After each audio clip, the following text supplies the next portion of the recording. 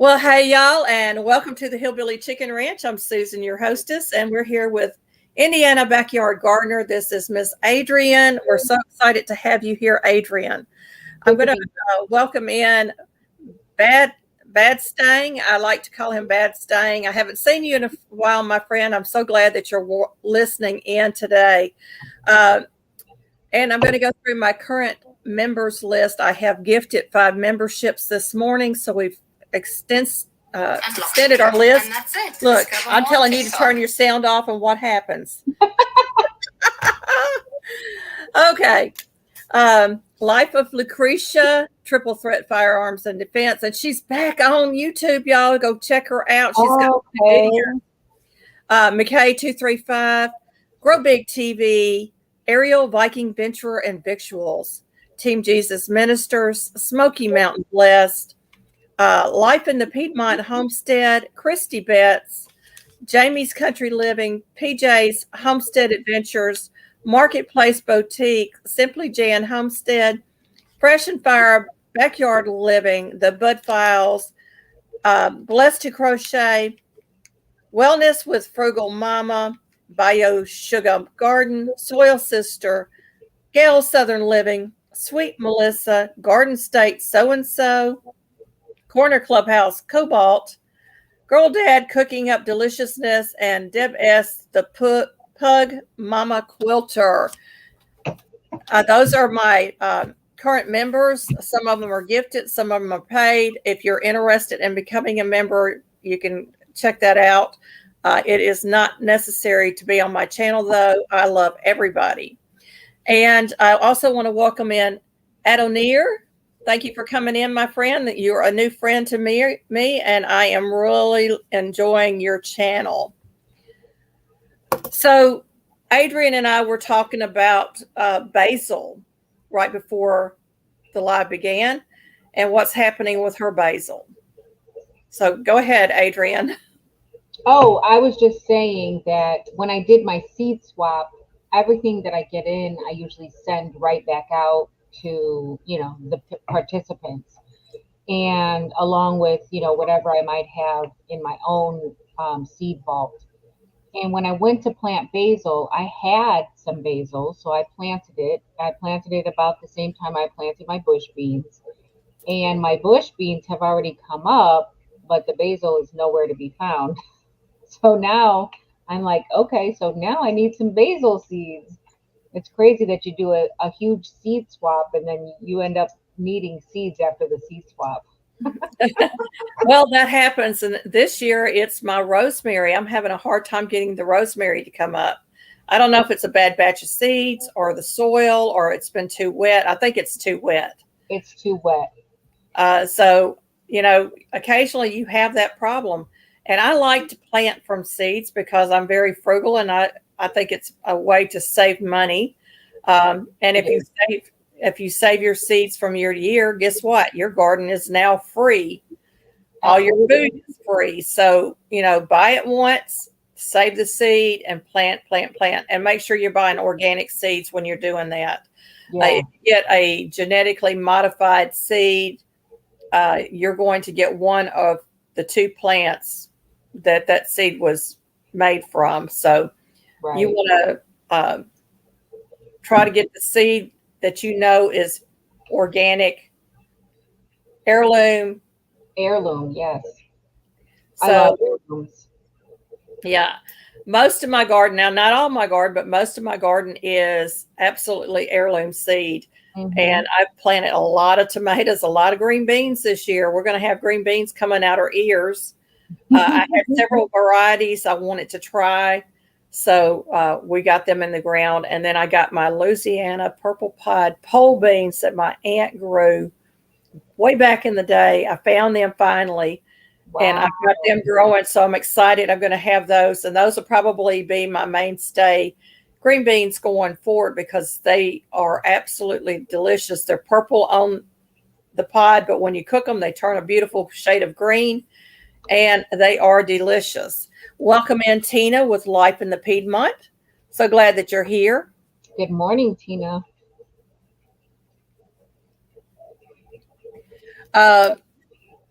We will be doing a small devotional, but I did not pull any scripture today, y'all.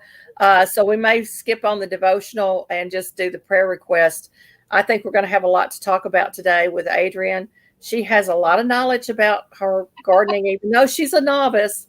She still has a lot of good information to share with us. Welcome in AR Patriot 1776. That's Mr. Elliott.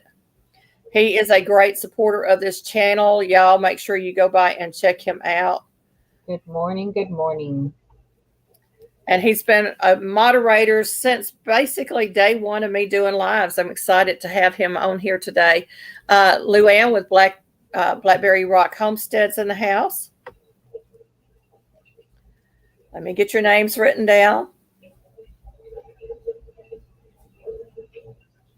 And I've got Scratch and Pete PA and Crooked Peach. Thank you for coming in.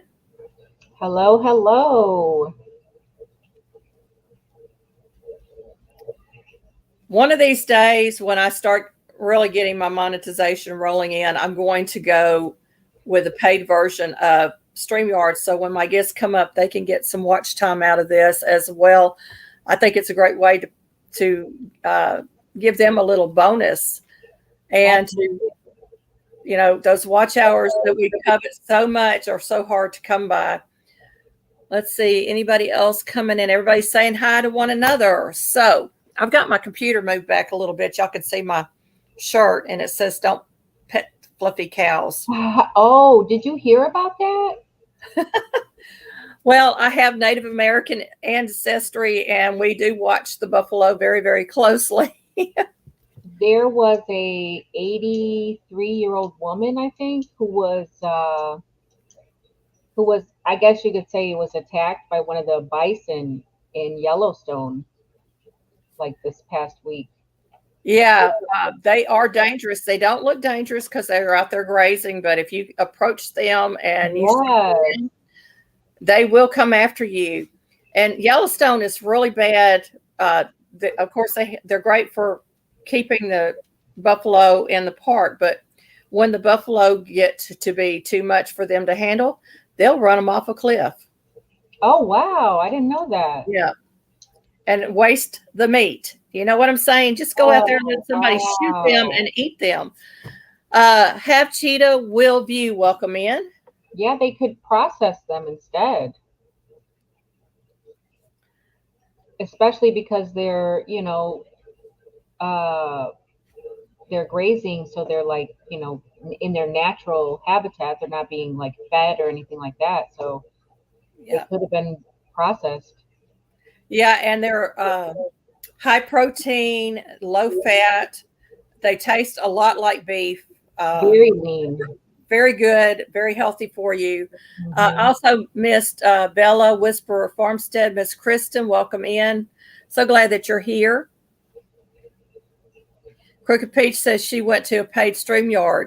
Absolutely worth it. Awesome. So you're in zone 5B. I'm in zone 7B. So we kind of share a little bit of the same areas, growing time and so forth. What is the earliest date that you can plant in your zone? So recently they have changed the zones a little bit. So I started out here in 5B and I'm now classified as 6A. So, and I do notice the difference in the change because my season is just a little bit longer as far as we don't get that early frost in October like we used to. Sometimes it stays warm all the way to the end of November. But the earliest days that I start planting is I'm just like you, Susan. I don't like to do a lot of grow lights and setups, and I definitely despise up potting because it's just a preference for me. I know myself, and I will not stay on top of doing all of that. So I like to eliminate all of that and just direct sow my seeds as soon as I can direct sow them. So what I do is there is a group of seeds that I know that I can plant well before my last frost date. So when as soon as I can plant, I plant.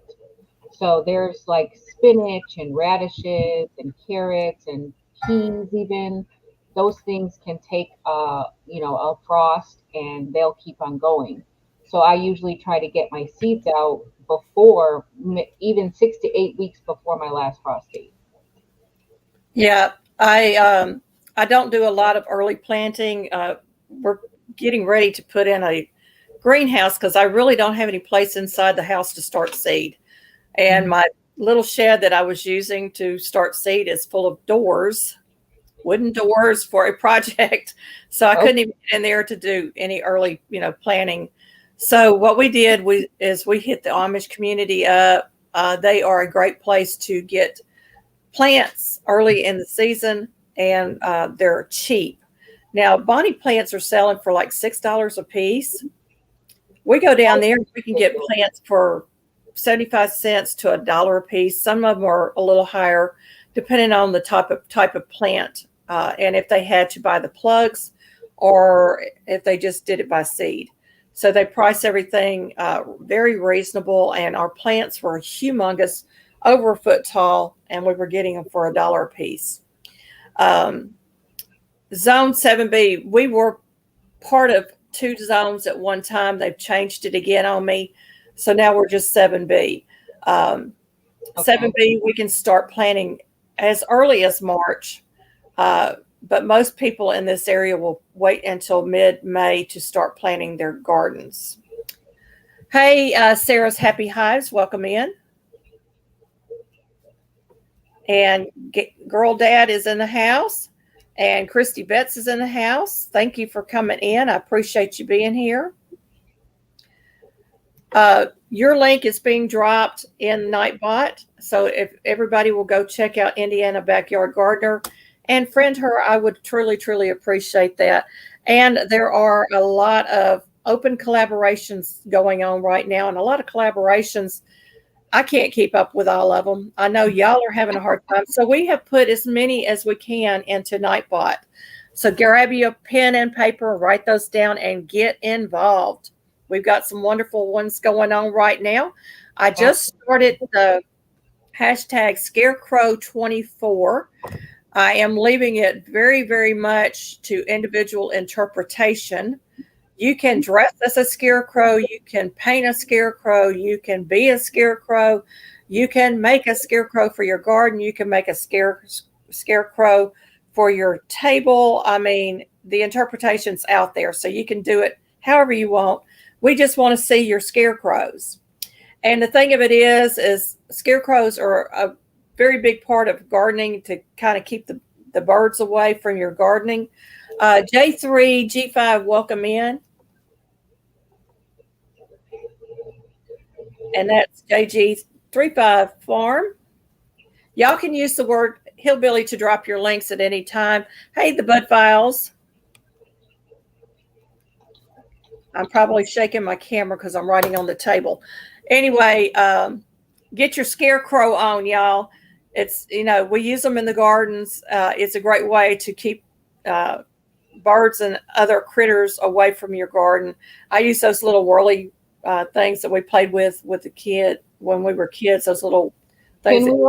Pinwheel. I couldn't think of the name. So I use pinwheels and stuff like that in my garden. I use shiny things in my garden because animals at night, if they see something with a light flashing back at them, it scares them off. So many, many tricks to gardening, but scarecrows is one of the fun ones. We have Dee's Garden Adventures in the house.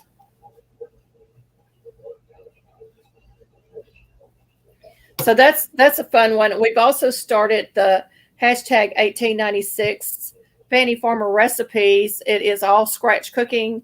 It's hosted by Luann's Kitchen and myself. And if you don't have the recipe book, you can go on Pinterest and find their recipes, or you can go to the Internet Archives and find the Boston Cooking School Cookbook. That's the original cookbook. And Okay. you can download it, or you can just go on there and find a recipe and put it on. Or you can use one of your family favorite scratch recipes. Just make sure you say something in the description box that it is a family favorite and not found in Fannie Farmer. That both of those will end on December the 30th of this year. The Scarecrow one and the Fannie Farmer, there are giveaways. So Yay. the giveaways will be for the collaborators of both of those. So if you are a collaborator and you join in on that, you are entered in to win something.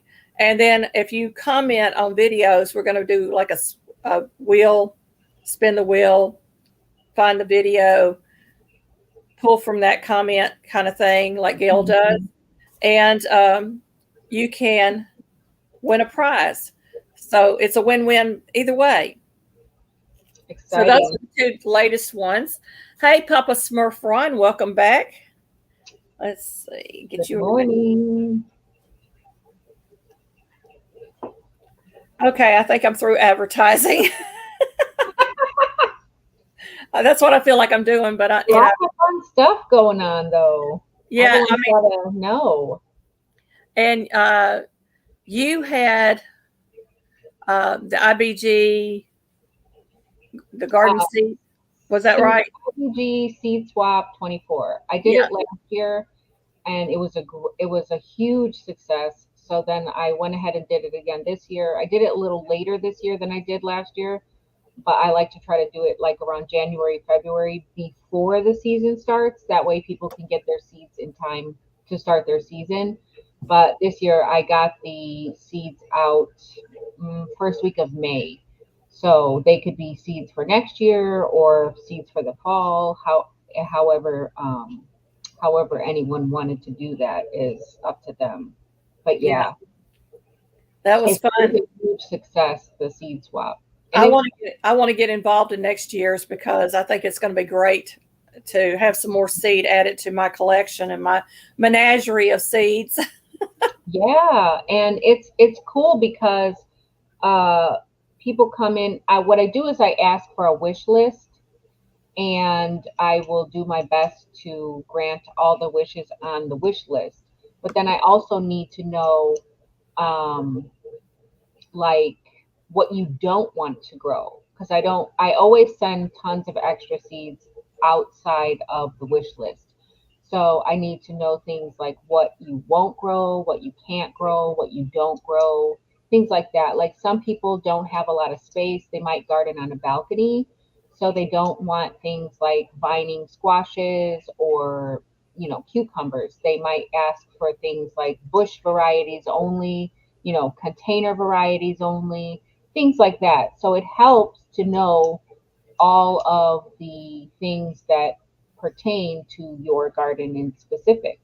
So, like some people don't grow radishes, and that's fine. So, I won't send out radishes, but other people love radishes and they want like all the varieties. So, it just depends on you and what your specific wishes are. And then what I do is I have different sources and different avenues that I go through to get and trade for seeds. So I'll ask for those wish lists ahead of time, and I'll give myself at least a month or two to source all the seeds from the different places. And because some of the seeds are not just ordinary seeds. One of the wish lists this year was jicama, and another wish was passion flower. So not everyone grows those things, and not everyone has those seeds. So I have to do a little bit more researching and sourcing to try to trade for those seeds. But it all works out in the end, and I think thus far I've been able to grant everyone's wishes. Awesome. I think it's fun, and I will be involved next year. And a couple of other people in chat have said that they want to be involved as well in that. So you're going to have some new people coming in. I'd like to welcome in Dawn Ray B, Sweet Melissa, and our treasured home, Miss Nancy. Thank you for coming in. We are Welcome. talking to Adrienne with Indiana Backyard Gardener, and it's all about the garden this year. We are all in on the garden this year. Even I am all in on the garden. I've had a couple of failed years, and I told my husband, no more fails. We have to have a good production in our garden. So we have really worked hard to build up our soil. We do organic gardening here. We do companion planting gardening here. So there are many methods of gardening. And we do some container gardening. We do some direct sow. We buy plants when we can't get the direct sow in the ground as soon as we want. So there are a lot of things that we can be talking about today. So what are your ideas on those? On soil regeneration, it's everything, because from my perspective, our soil is the foundation. So you have to have a strong foundation in order to build on. And you want to build your garden up. So you want to feed your soil and not your plants. We're not feeding our plants. Our plants will get everything they need from the soil web that lives in our soil, that lives in our garden. So we want to keep that part healthy. So when our plants are suffering, a lot of people want to run out and buy these chemical fertilizers and hurry up and feed the plant because it's drooping. But it's not always a fertilizer issue. Sometimes it's too hot in the day and your squash is wilted, not wilted, but it's drooping. But that doesn't mean there's anything wrong with it. It's a defense mechanism of the plant. So it's good to learn your plants and learn your plants' behaviors. Different plants behave different ways in different like what do you want to call it? I want to say atmosphere, but that's environment. So when it's really hot outside, some plants really thrive, and other plants might have, like a squash plant. You might see your squash plant leaves drooping a little bit when it's 90 to 100 degrees outside. But then when it cools off at night, those leaves have perked up by themselves with no help. And it's just a defense mechanism. And right away you think, oh my gosh, my plant needs water. So then you want to overwater it or you want to over fertilize it. But it's important to learn your soil, learn your plants, because we don't want to overdo it with the plants. Soil regeneration for me is everything, because I also am an organic gardener. I don't buy fertilizers. I might buy bone meal, but other than that, I don't buy anything else, because I can provide enough nitrogen through what I have here available to me. So I don't need to feed my plants nitrogen. And then you have to learn like what the cycle of the plant is. So in the beginning, when the plant is first growing, you want to definitely give it that nitrogen, because you want it to have a healthy stalk, you want it to have healthy leaves, healthy foliage, because the photosynthesis takes place through the leaves. So as long as you have lots of nice leaves and foliage, you'll have plenty of photosynthesis. But then once that plant starts flowering, it's time to switch gears, because you don't want just leaves anymore. Now you want to get fruits from those plants. So now that's where the when you see fertilizers with the NPK, nitrogen, phosphorus, and potassium, when your plant starts fruiting and flowering, you want to switch gears into more potassium and phosphorus for that plant, because now that plant has different needs. Just like when your child is growing up, when they're first born, they're on milk and milk alone, and that's great. And then they get stronger and they start on soft foods, and you know what I mean. So it's a process, and your plants are the same way. You can't give them everything all at once. You have to do it in stages.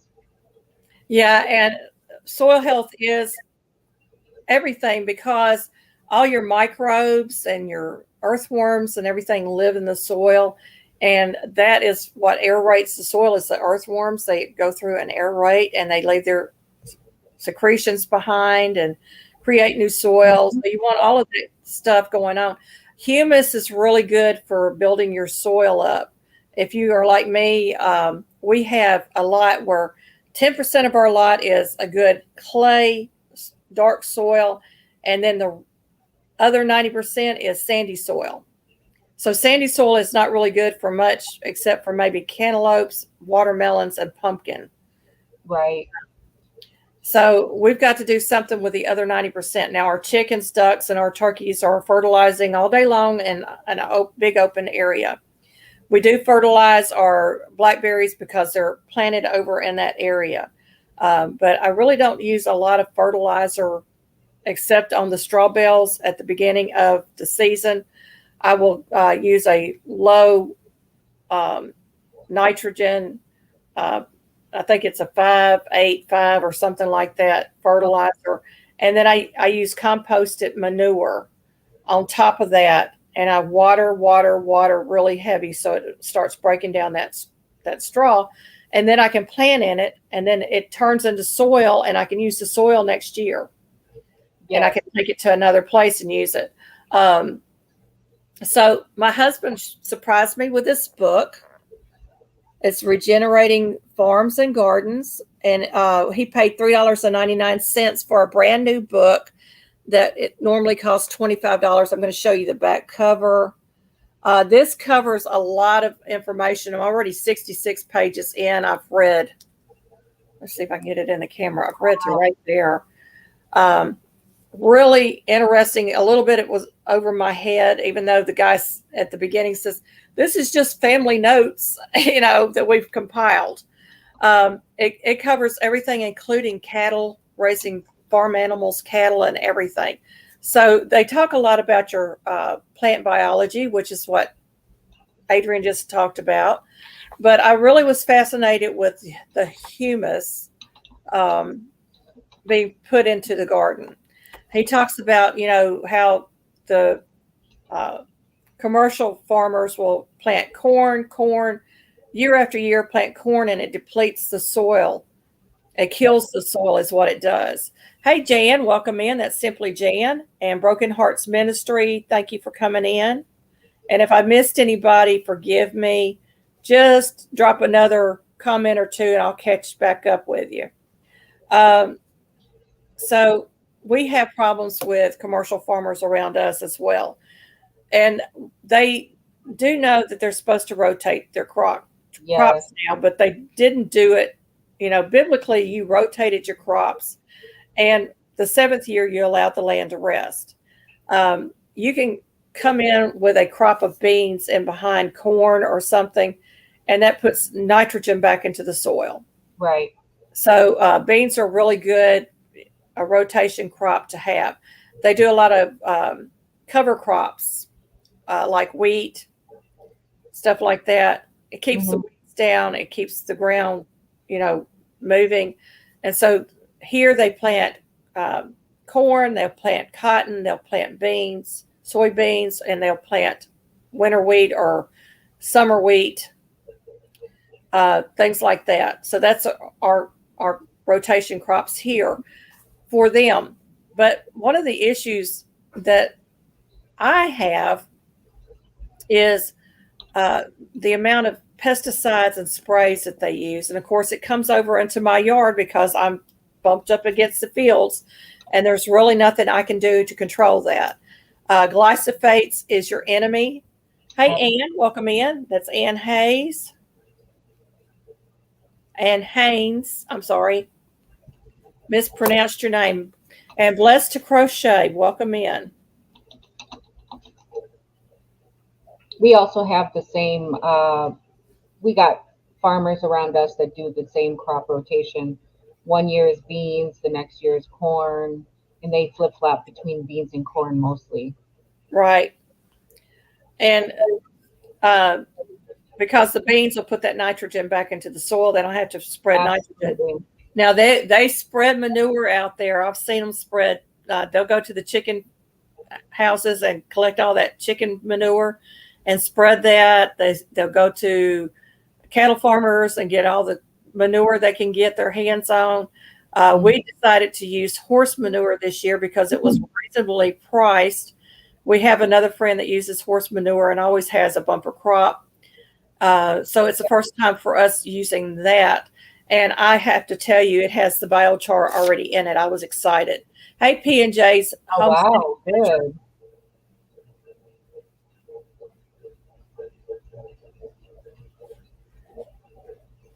Okay, if you don't know what biochar is, it is what's left. It's like charcoal briquettes after a fire that didn't burn completely.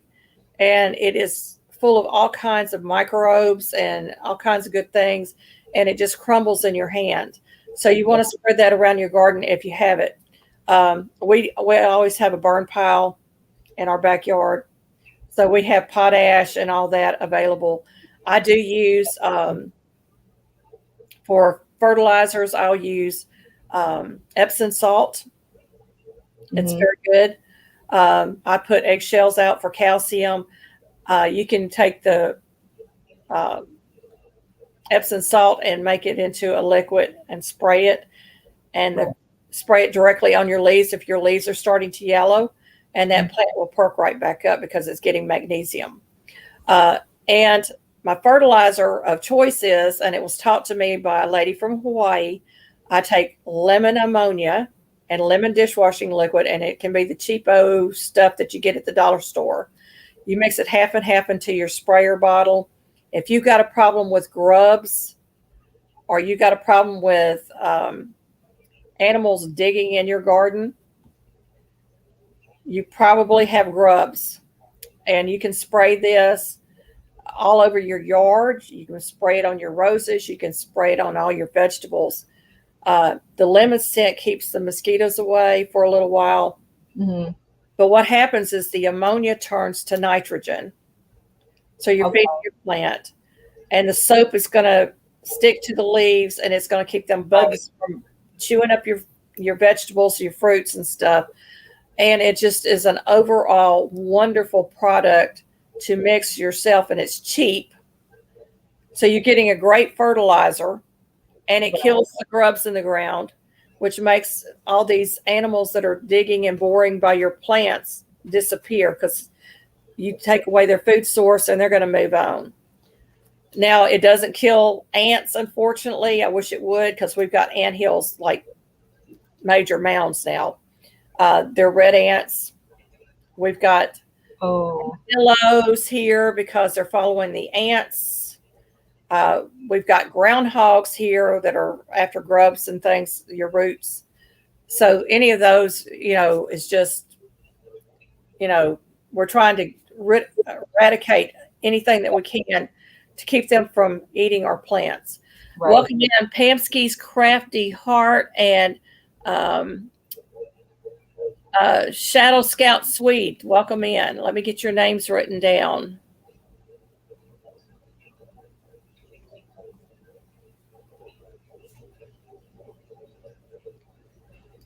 I got to go back up here. I think I spelled her name wrong. Good morning. Good morning.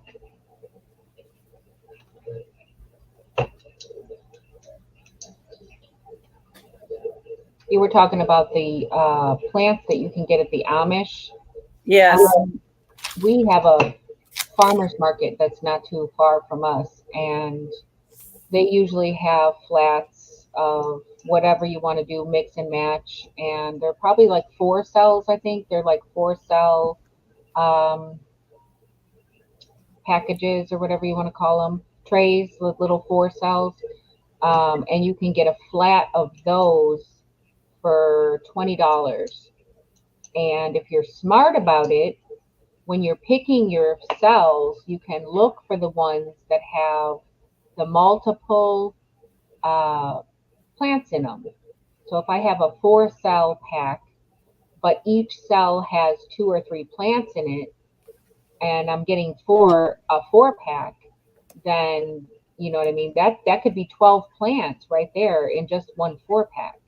So like I said, they sell the flats for like $20. and you can get, I want to say, maybe 12 4-packs in a flat. So it's a pretty good deal. And you can mix and match flowers or vegetables, whatever annuals. It's usually annuals. So whatever annuals they have out, you can mix and match, and it's a flat fee of $20. Well, that's So not, yeah, that's not bad because I think at the Amish community it's like 15 for a flat. So mhm. that's really a good price. Yeah, it's gone up every year. I've watched it. Um, a few years ago, I think it was about $15, and then it went up to, it's like 15.99, so $16. And then last year, I think it was 17 or 18, and then this year it's 20. So each year it's been going up, but it's with everything. Everything's gone up. So I'd like to welcome Corner Clubhouse Cobalt. That's Mark. Thank you for coming in. He's another longtime follower of mine, and I really appreciate that. Um, yeah, finding bargains for your plants. You know, seed is absolutely the cheapest way to go.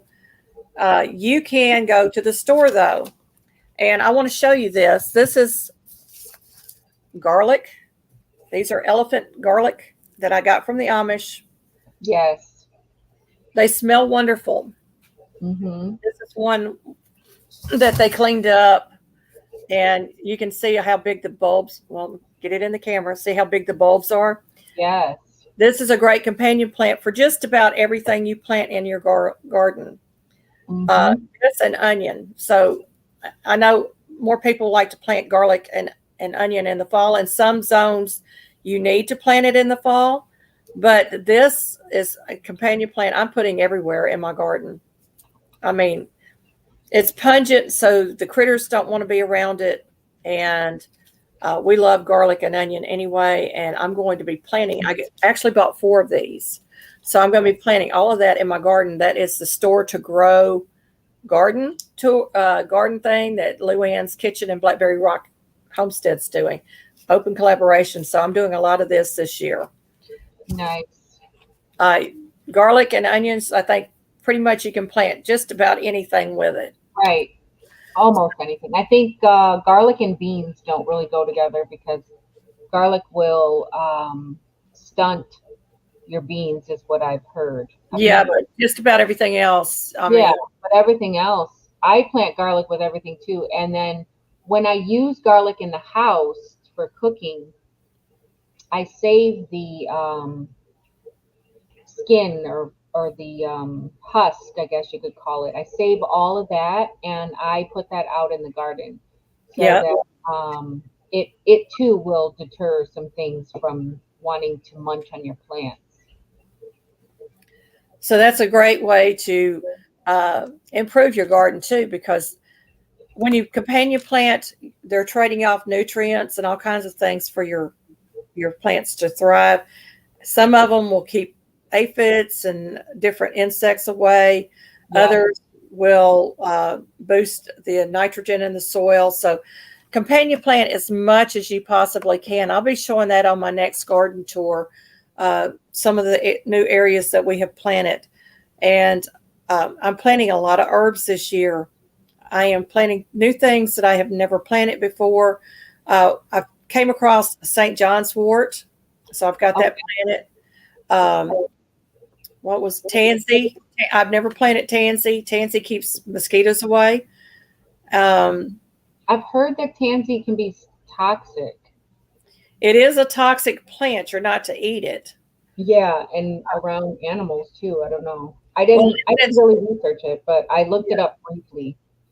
it's inside my garden area, so it's contained.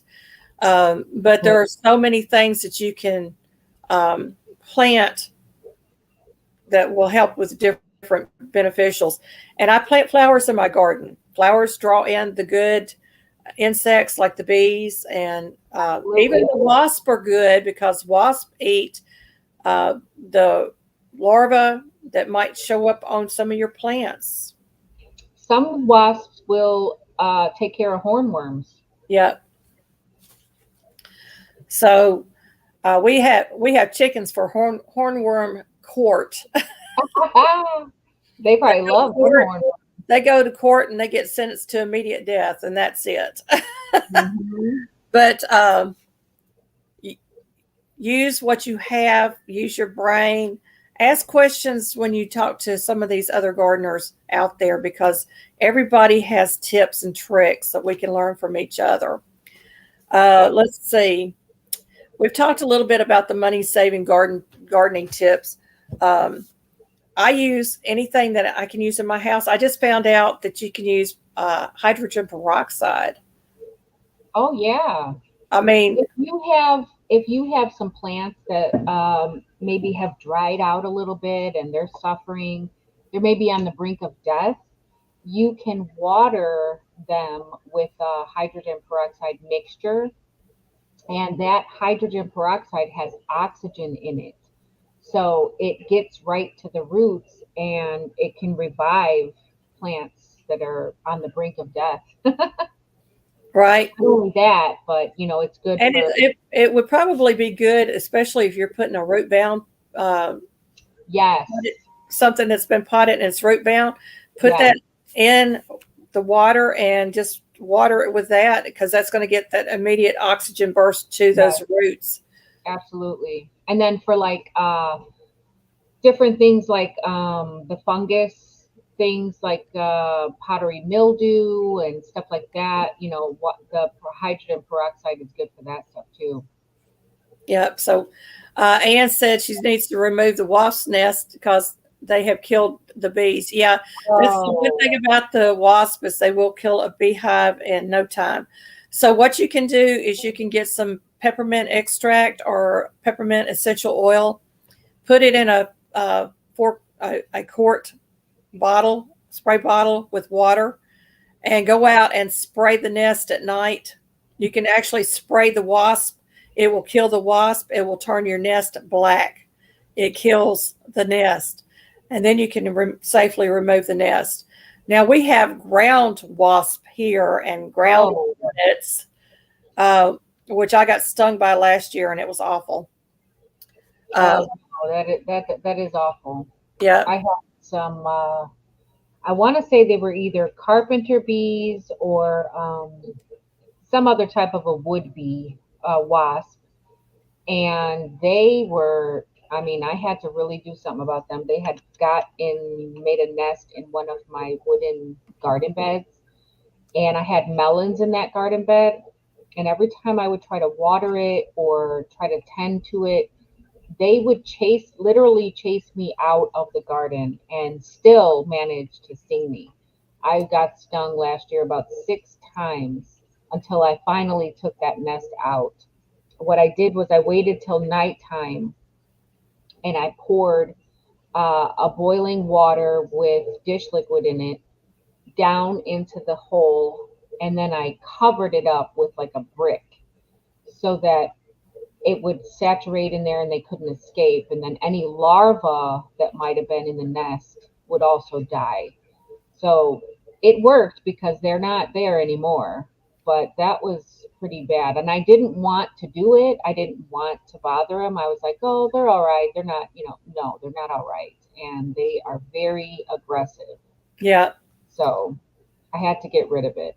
We have wood bees here. They look like bumblebees. They're real big. And we have a female nesting somewhere in our inside our siding on our house. They will drill holes into your siding and nest in there. And so I walk out the door, and of course the male bees are protective, so they'll fly right up to your face. It scares you to death, but they don't sting you. So we have a couple of traps that we've put out there to trap them. I don't want to kill them, but I don't want to trap them. And we do need to get out there and do something with all the holes in the siding, plug them so that they can't drill into them again. But they'll come back year after year and do that. My neighbor raises honeybees, and the park has a honeybee hive. We live right behind a state park. And I'm so happy to see honeybees and see so many of our honeybee keepers on YouTube talking about finding new hives. Yes. but that means that the honeybees are on the rebound. People are listening about, these toxic sprays and powders that we're using in our garden that could be detrimental to the bee population, and we need our bees to pollinate. Absolutely. I don't spray anything really in my garden. I don't. When I see the little white moth and I know that it's laying its little caterpillars on my, collards or pails or what have you, I don't even bother spraying it. I just go out there and I pull them off and I cut the damaged leaves and I chop them and I let them drop and and then new leaves will come back anyway. But I really need to get some netting for that type of stuff because I don't spray anything. I just don't. I used to have some neem oil that I would spray out there, but even the neem oil will hurt the pollinators. So I mean, you can't pick and choose when you're spraying that stuff who's gonna get hurt and who's not. So I just don't even spray anything anymore. And I Yeah, really the Japanese beetles are like a nemesis for me because when they arrive, they decimate my grapevines. yeah. Anne says she only sprays her concoction of dish liquid and vinegar to get rid of the pest on her plants. But vinegar can kill your plants, so I Yeah, wouldn't use vinegar. I would use water. You can add some cayenne pepper sauce to your mix if you want to get rid of uh, the white moth larva and the inchworms. The inchworms have torn up my cabbage. I'm going to yeah, think I'm kind of up in the air. Do I want to pull the cabbage or let it grow and see if I get a decent head out of it, or feed it to my chickens? And then I'll be planting flowers behind it because it's got all that larva in the soil now right. and the eggs. So I don't want to plant anything behind that. Um, just the fun things that we're finding that we have garden failures along the way. Gail talked about the vine borers attacking her squash recently. Um, Awful, awful things. A lot of people will wrap their vines with aluminum foil. I'm not a fan of that because aluminum leaches into everything to keep the slugs off. But you can also put table salt around your plants to keep the slugs at bay. There are many, many things that we can use that are household items. I Um, wouldn't do salt though. I wouldn't put any type of salt. Well, Epsom salt is an exception because it has the magnesium in it and you don't use it, excessively, but I wouldn't put any salt in my soil. Baking soda is another one that you can use Yeah. around your plants that's safe. If you do the crushed eggshells around your plants, the slugs usually don't want to cross that threshold because slugs like things smooth and easy for them to slide across, but eggshells are sharp and gritty and slugs don't want to cross that threshold. Or if you have any kind of brambles that have thorns or anything like that, or bushes, ornamental Lay bushes those that have roses that have died back. You can clip those, and those thorns will also create a barrier that the slugs and snails they just don't want to cross that, so they will stay away. down. Right. Um, so we've talked about a little bit about soil health. We've talked about garden pests and things like that. Um, Composting. What are your thoughts about composting? Oh, compost is definitely essential. If you want to have any type of organic garden, then compost is key to your organic garden because there are the list of things that you can compost is tremendous. If you would just look at it, you'd be surprised at some of the things that you can actually put in your compost. And if we composted everything that we could compost, we probably would not have too much trash going to the landfill. So, I like to compost all of my kitchen scraps, my coffee grounds, I shred up all my junk mail. I put that in the compost bin. Newspapers, just hair. You can compost hair, like if you're cleaning out your hairbrush, you can compost that. A lot of people will go to the beauty shops and barber shops and get bags of hair and put in their garden to compost. And a lot of times, if you have that hair in your garden, different pests will smell that, and they don't want to come near around that. So I've heard that you can put human hair around different things, and the deer will stay away. But I haven't tried it because I don't usually have too much of a problem with deer, and it's probably because I have Zeke. Right. He makes his rounds around the perimeter of the property, and he makes sure that everybody knows that this is his property. So I used to have rabbits that would be on the property and everything. Now I don't see any rabbits. I very rarely see deer.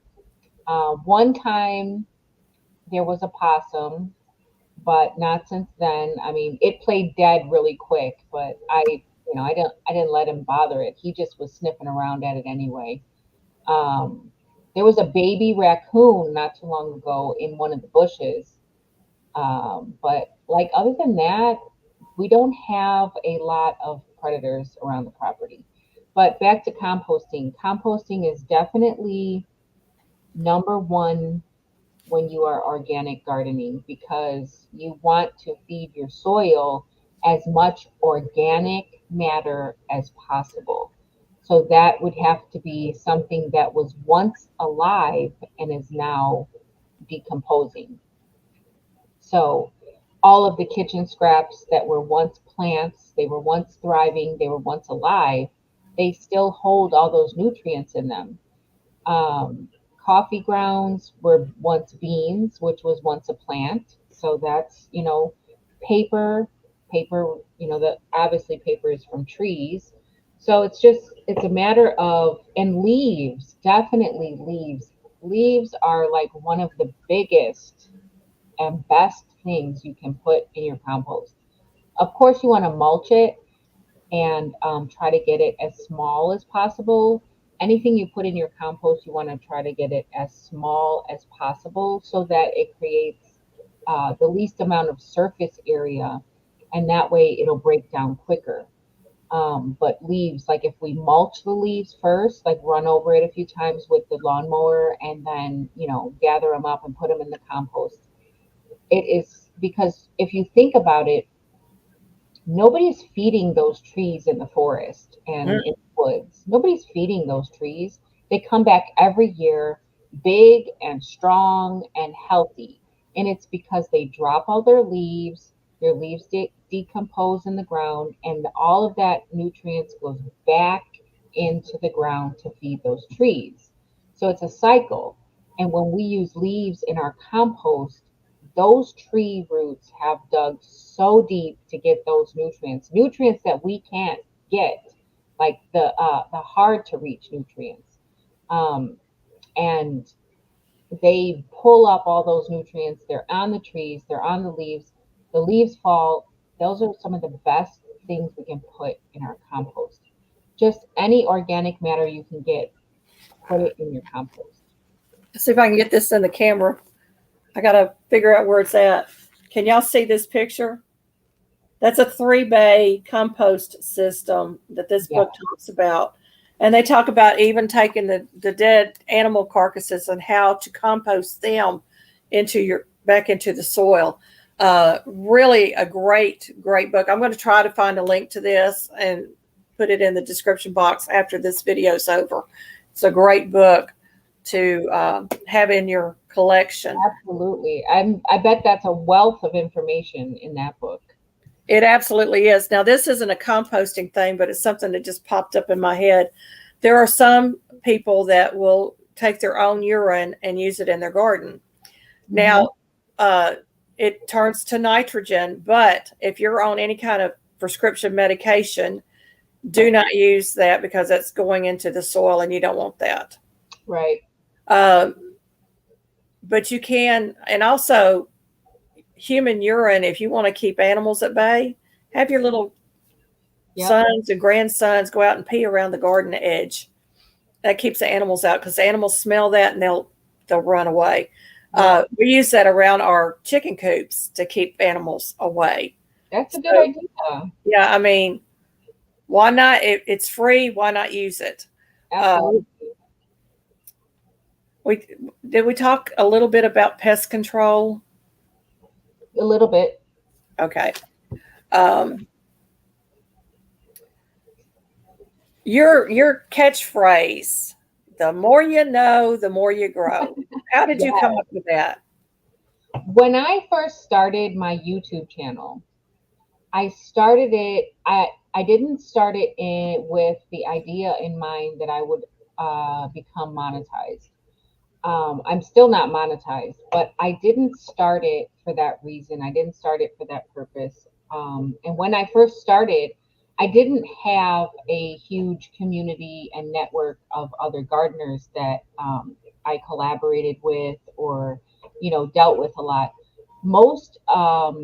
The most important reason why I started my channel was to share the knowledge that I had when I first learned how to garden. So I've been gardening, I want to say maybe 14 years. I haven't been gardening that long, but 14 years. And when I first started out, I watched some of the bigger channels, most of the bigger channels that everyone else probably watched. So I watched Luke when he was first starting out at my gardener. I watched Gary. He's been on Garden State Gardeners, Sunday Fun Day, and interviewing Gary Pilarchik, I think is last. I don't remember how to say it, but you know who I'm talking about, the Rusted Garden. I watched him. I watched, I definitely watched like Roots and Refuge and different things like that. But uh, with all the knowledge that I was taking in, I was taking notes. I was really like a student in the beginning. You were like a sponge. Absolutely. I was a student above anything. So I was just taking it all in and learning as much as I could. And I felt like, you know what, I want to share what I know about gardening. So as I'm going along, I want to share not only how to do things or why, but why to do things. I like, I see people when they do their videos and stuff, they're like, oh, this is how I transplant my tomatoes and blah, blah, blah. But I'm such an analytical thinker that I want to know not only how something is done, but why is it done that way? And that's why I started my channel, because I wanted to appeal to more people who think like me. Like, okay, I know that that's the way to do it, but I need to know, why do you do it that way and why does it work? How does it work and why does it work? Because the minute it doesn't work, I want to know how to troubleshoot it and what to do to fix it. So that's why I started my channel. And when I came up with that catchphrase, I was like, you know what? The more you know, the more you grow. And that can be in not only gardening, but that can be in like any aspect of your life. The more that there's all types of phrases like, when you know better, you do better. Right. You know what I mean? So it's like, knowledge is power. So the more that you can take in and the more that you can learn, life is all about learning. Like, we have to be learning every day. Then there's that other saying, like, you learn something new every day. You should be trying to learn something new every day. Like, it's not, life is a learning experience. You're only living this life one time. Everybody here is living for the first time. So it's all about learning. It's all about learning from our mistakes. It's all about learning from others' mistakes and just experience. So when I came up with that catchphrase, I just knew that it was farther and more. It's farther and bigger than just the gardening. So, That was a great phrase. I love it. That's why I wanted to bring it up because I think it is a great phrase for us to get into our head. Um, Producing the best yield has got to be, it starts with the soil, but it's a lot of work goes into gardening. Anybody that thinks gardening is not work has never gardened in their life. They have no clue. My gardening experience started as a child. We grew a seed in school, and I came home and I so excited. I went out in the backyard, dug a hole, planted it, and then I ran in the house and I grabbed some popcorn and planted that and some potatoes, I think. And my mother came out and she asked me, she says, "Did you plant this?" And I said, "Yeah." The next year, my mother and I were out there hand digging a garden plot in our backyard, and we gardened every year together until she got sick. Um, so I learned a lot of gardening skills from her and from my grandparents. My grandfather was a commercial cotton farmer, and so I learned a lot of skills from them. And it was fun growing up. And my other grandfather, of course, I didn't get to know him. He was a tobacco farmer. So he died when I was like 4 years old. So farming is in my blood. Um, the backyard garden, I always tried to have a garden somewhere. And if I couldn't have a garden outside, I would at least have some herbs growing on the counter by a window, just to have something green and have my hands in the dirt. yeah, So, to produce the best yield, you have to be hands on. Uh, absolutely. I talked about the lemon ammonia and the lemon dishwashing liquid. Every time I have used that in my garden, and I use it once a month, I have a bumper crop from that mixture. Your plants need nitrogen to produce those fruits and vegetables. So, if you want the prettiest flowers in the neighborhood, you know, there again, this mixture really, really does the trick. But what are some of your tips for producing the best yield? So you don't want to overwhelm yourself. It's easy to get burned out in the garden when you want to grow all the things. Okay. And I learned that the hard way. So you want to plan your garden out to where you can realistically manage it. Because, like you said, managing a garden and maintaining a garden is work. And once you get to the point where you are tired of that work, or you're not enjoying it anymore, then you've got to change some things up. So I learned that the hard way. Don't grow more than you're going to eat. Like, don't grow varieties of things that you know that you're not going to eat. If you're trying something new, that's one thing, but don't go overboard, because here you are maintaining these plants and managing these plants, and you don't even like this thing that you're growing. So allow yourself enough space to manage these plants. Don't crowd everything. Don't don't plant too many of one variety if you know that realistically it's just you and your husband, or you know what I mean. You don't have a big family, and now here you when this stuff starts coming in and it's time to harvest, now you can't keep up. So you've got to have a healthy balance in the garden in order to have a healthy harvest.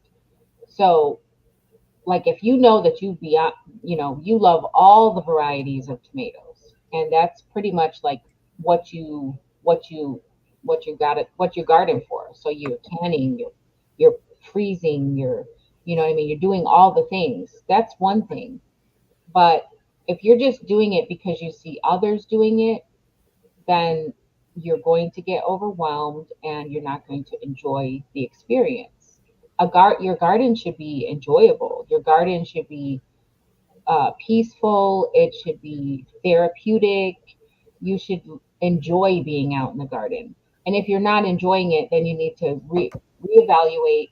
You know, what is it that I'm not enjoying about my garden anymore? Is it all the work? Okay, so if it's all the work, then I need to reevaluate what I'm growing, how much I'm growing, that type of thing. So, in order to get the best harvest, you have to be able to you have to be committed. And once you are not enjoying that anymore and you're not wanting to be committed anymore, sometimes you like towards the end of the summer, you're just like, you know what? It's whatever. I'm just going to leave it. I'm just going to let the garden do whatever it's going to do. And at that point, you're just kind of giving up. But you don't want to be in a position where your garden is making you give up, because now your harvest is either going to waste or the pests are getting to it, and now the fruits of your labor are in vain. So in order to get the best harvest, I would say that you have to actually put your mind to it and know your own limits, because when you want to grow 100 pounds of tomatoes, you have to realize, okay, so if I'm going to grow this many tomatoes and I have to be ready to harvest all these tomatoes, that means that some of the other plants are going to suffer because tomatoes are taking priority. So stagger your harvests. There's you can't I can't emphasize that more than than I am. Yeah. Stagger harvests. So So plant a row of tomatoes, come back a few weeks later, plant another row of tomatoes. something like to that nature. What you want to try to do is you want to try to figure out the varieties that you like, and then you need to know how many days it is to maturity for those varieties. So if I'm growing one tomato that's an early one and it says like 65 to 70 days maturity, those are going to come in first. And then I've got another tomato that says it's about 85 to 90 days maturity.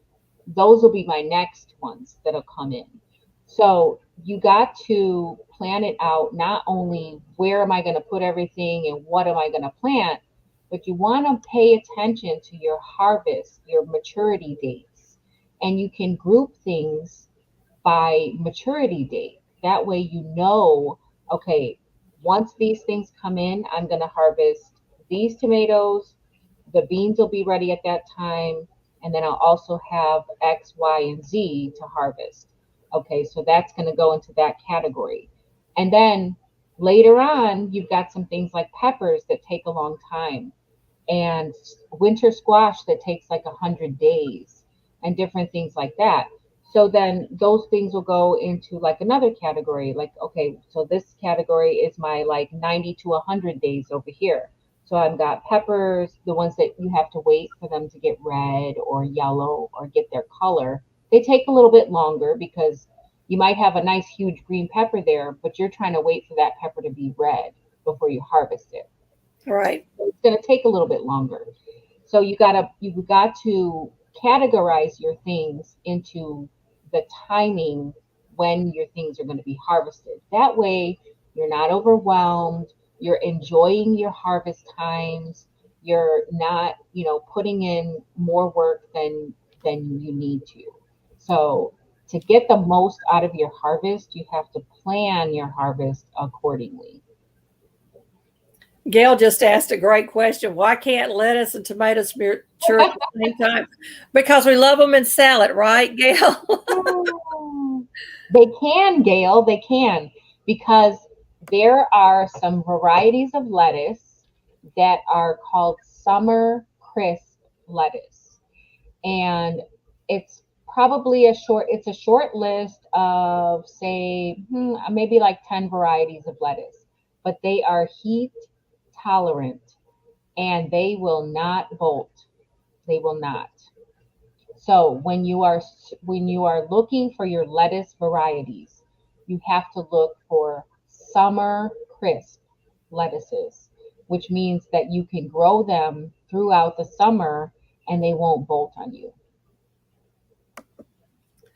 Off the top of my head, there's one, it's called Mur, Muir, and that's probably the most heat tolerant lettuce that you can buy. And I'm going to put it in the chat. Yeah, Dee's Garden says our peppers and cilantro. Yeah, our peppers, cilantro, and tomatoes. We can come up with a whole slew of them that sometimes they don't come in at the same time. But planting your garden, you can probably get them to come in together. Yes. That's the point. And you have to provide them shade. Lots and lots of shade. We want everybody to connect and grow here. So if you haven't dropped your link, you need to drop your link in case there's anybody watching that wants to connect with your channel. I grow fruits and vegetables in my garden.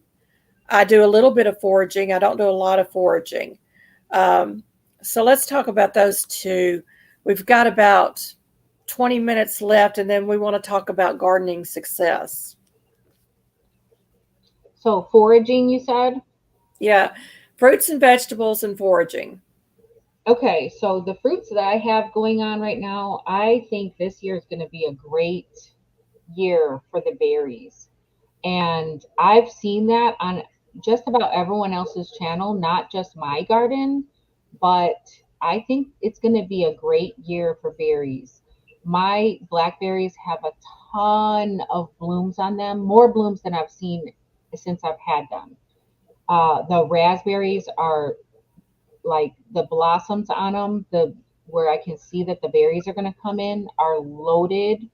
The strawberry patch is like booming, and I'm ready. So I'm excited for that. The elderberries are starting to bloom. But it's good to have fruits that you're growing because those are perennials and those will come back every year. That's like guaranteed food for you that you don't have to put the work in for. And you don't have to go to the grocery store and buy it. Absolutely, because raspberries are expensive. Yeah, raspberries, blackberries. I started growing raspberries because my son's favorite fruit was raspberries. And when you have a child whose favorite fruit is raspberries, it gets a little expensive. Yeah.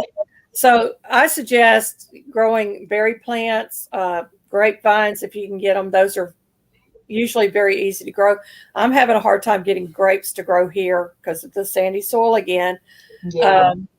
But just some things like that. Hey, Joe, welcome in. Garden State Garden.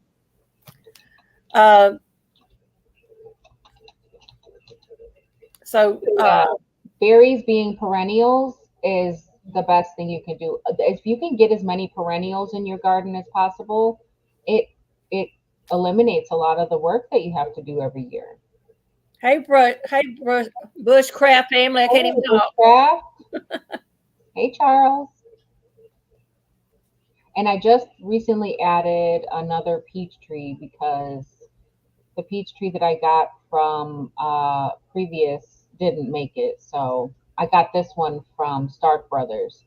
So I have high hopes for it.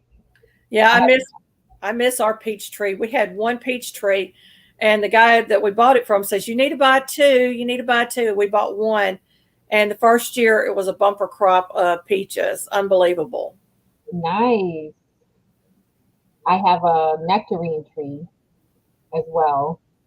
And then I have a pear tree, but I'm not convinced that it's the pear that I bought. I bought a keeper pear, but it didn't do anything at all the first year, like nothing, absolutely nothing. I thought it was dead. And then the following year, it had growth, but the growth was coming from beneath the grass. So that's what makes me think that it might not be the pear that I bought it for. It might be the rootstock that's producing the growth and not the actual graft that I bought it for. But I don't know. Welcome in, Troy Sutton. We're glad you're here. We're talking with Indiana gardener Adrienne. Kefir pears are probably the original pears that was brought over on the Mayflower. They are great canning pears. Yeah. I have friends that have kefir pears. I've got kefir seed here, but I've never planted them Okay. because I'm old. By the time they form a tree and produce, I'm going to be gone. Uh, hey, Jamie, welcome in. You're never Hello, late, Jamie. Jamie. Uh, but kefir pears have that tart crispness that you want when you're canning a pear. So it is a wonderful fruit to have, and if you've got a kefir tree, you have a treasure. I hope it's a kefir. It's got growth on it now, but I don't know if it's the kefir or not. So I guess we'll have to wait and see if it fruits. Dee says she has an avocado that sprouted in her worm compost bin. There's Oh three, yeah. 4 more in there, and she sprouted apricot. Also, but the apricot didn't do Wow. well there. That's Free awesome. plants. Free plants. Absolutely. Oh, I have a fig tree too that I just added too. So that's another fruit. I love figs.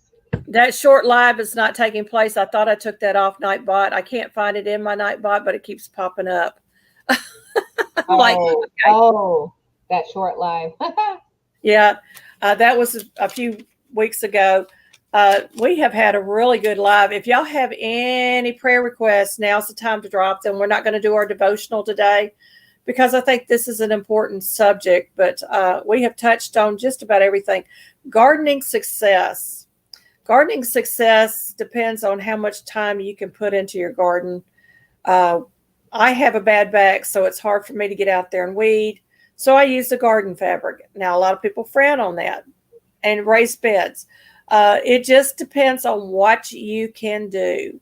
To me, that is gardening success. And if you get one plant that produces an abundance of fruit, that's gardening success. If you get 20 of them that produce so, you're still having gardening success. So, it just depends on how you feel about it. What are your thoughts? Yeah, you're right. It's gardening success is different to each individual and to their garden. So success for me this year will be getting zucchini and squash because I took 2 years off from growing any type of squash at all because of the vine borers. They were so bad. 2 years in a row, I got no zucchini, no squash. They took my plants out every year, and I just was so defeated. So I was like, you know what? I'm just not going to grow squash. So I took 2 whole years off from growing squash. And this year I decided, you know what? This is the year I'm determined to get some zucchini and squash this year. So for me, that would be a gardening success because if I don't grow anything else this year, I really want to have some zucchini and some squash. See, Um, I lost all my squash plants, loofah, squash plants, and cucumbers to squash bugs. yes, And they were horrible, horrible. So I've literally took a couple of years off from doing those and planted a couple of squash here and a couple of squash there. Moved my beds away from the area that I knew the squash bugs had been in. So I'm hoping this year we get some crops out of that. yeah. And I Uh, did everything. I did everything. I did the foil. I did companion planting. I did, okay, maybe it's not in the dirt. Maybe I need to plant it in a container. I tried everything that I knew to try. I even did the surgery on the plants to try to save them. right. And it Hey, did Heather, welcome in. That's Milk nothing. and Honey. So I was like, you know what? Forget it. Milk and Honey Heritage Farms just walked in the door. We Hello, appreciate you being Heather. here. So, We yeah, it's different for everybody. So, somebody else's success might look different. Somebody else might be, if I can just grow this or if I can just grow that. Whereas somebody else might have really high expectations and they might say, I need to get food for a year out of my garden, and that'll be a success. So it all depends on the person and their perspective. Right. One year we had okra trees in our yard.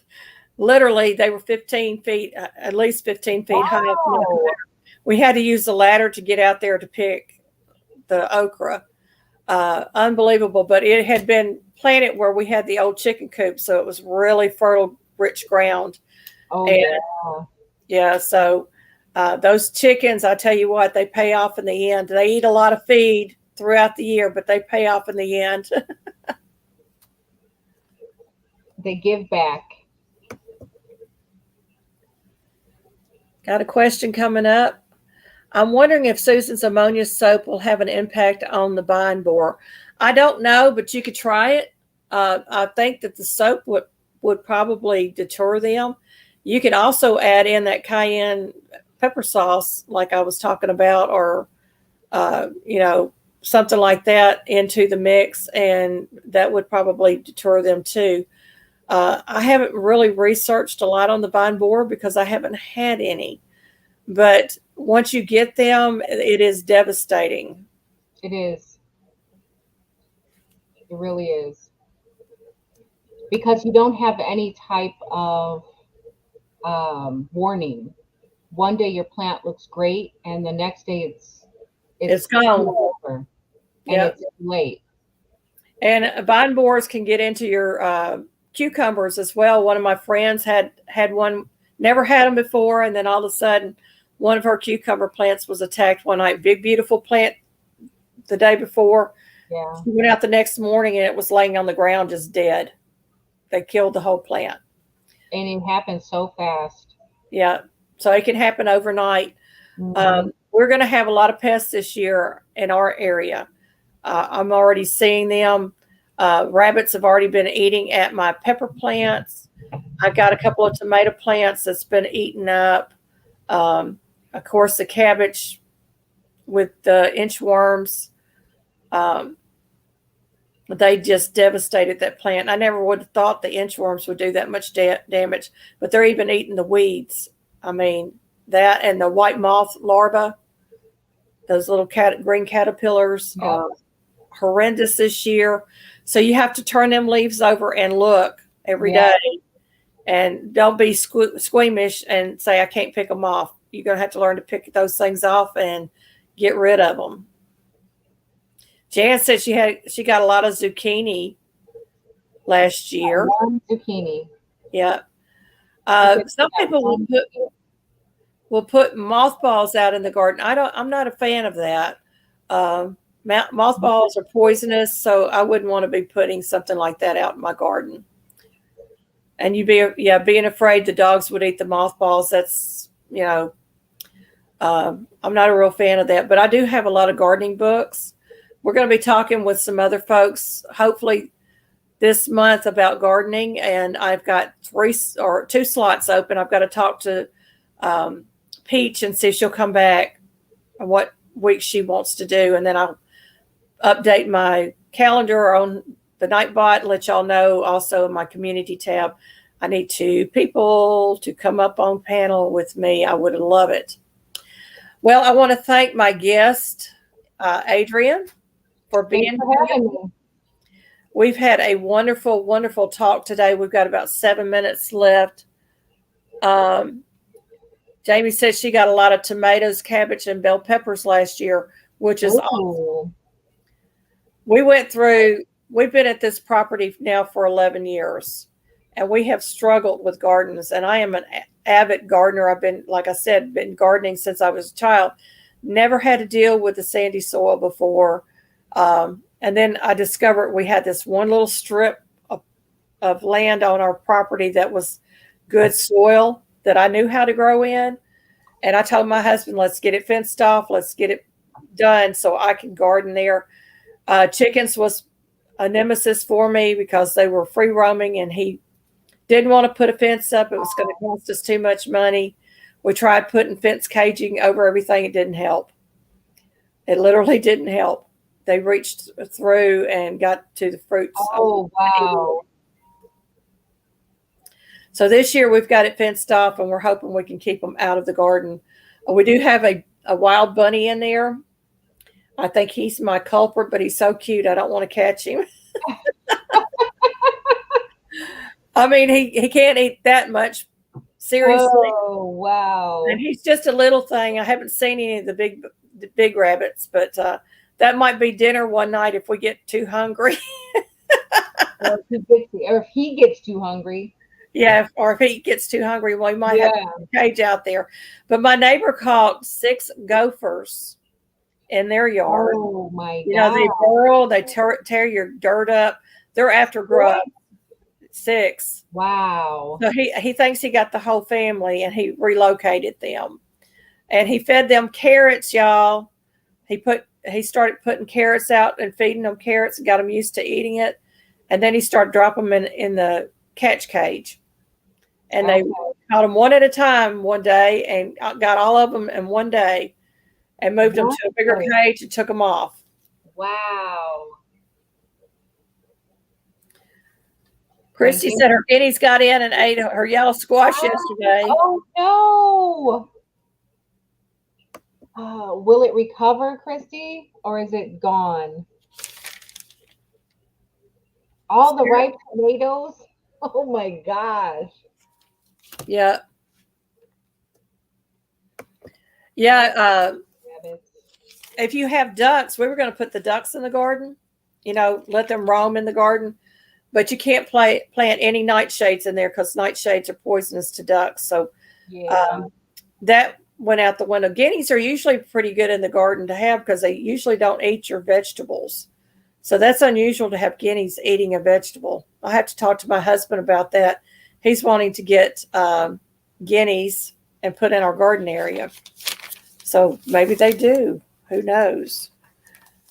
Guineas are a real good security system too, aren't they?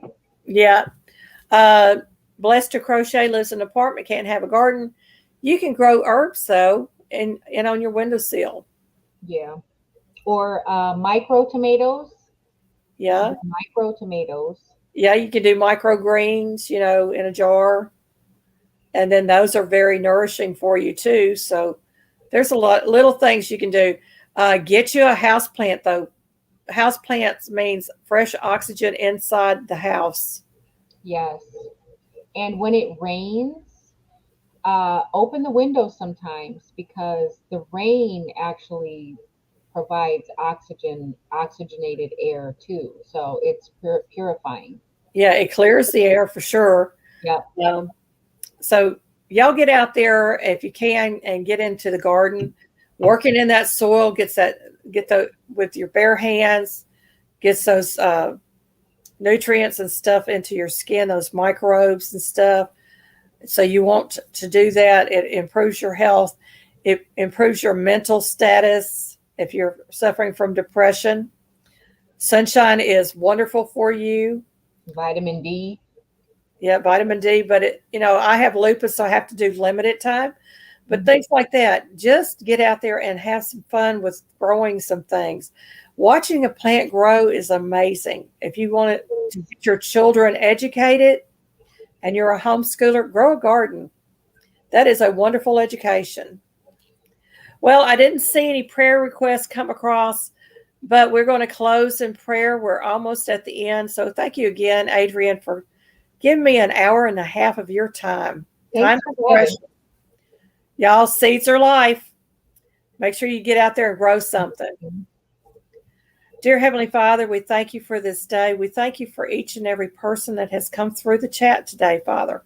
We thank you for Adrienne and her knowledge of gardening, Father. And we ask you to place a blessing upon each and every one of us. Father, undergird us, guide us, direct us, fill us with knowledge and wisdom, Father. Teach us how to grow things, whether it be animals or vegetables or fruit or flowers, Father. Let us be willing to grow.